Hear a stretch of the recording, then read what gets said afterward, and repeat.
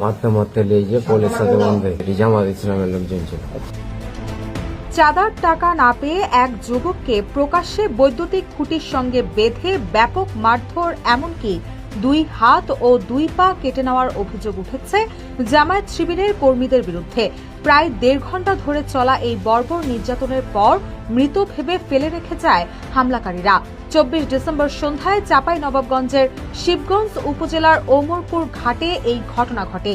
গুরুতর আহত অবস্থায় 25 বছর বয়সী আবু সুফিয়ান সিজু বর্তমানে রাজশাহী মেডিকেল কলেজ হাসপাতালে চিকিৎসাধীন রয়েছেন।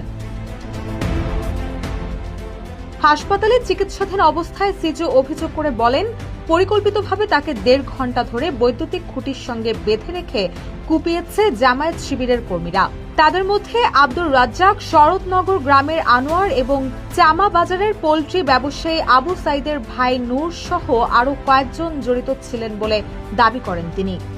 মারতে মারতে লেগে পুলিশ সাথে বন্ধে জামাত ইসলামের লোকজন ছিল। আমার 2টা হাত কেটে দিয়েছে পুরো, আর একটা পা, আর মাথাতে পিঠে সব জায়গায় বেঁধেছে নূর আর আনোয়ার।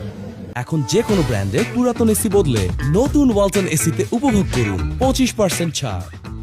প্রত্যক্ষদর্শী ও স্থানীয়রা জানান, কয়েকজন জামায়াত শিবির কর্মী সিজুকে ধরে বৈদ্যুতিক খুঁটির সঙ্গে বেঁধে ধারালো অস্ত্র দিয়ে তার 2 হাত ও পায়ে এলোপাতাড়ি কোপাতে থাকে।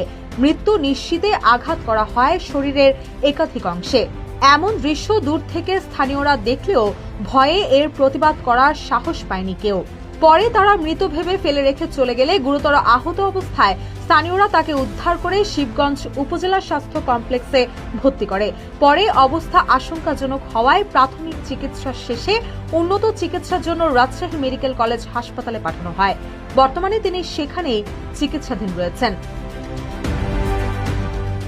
এই ঘটনায় শিবগঞ্জ থানার ওসি হুমায়ুন কবির বলেন, থানায় মামলা হয়েছে।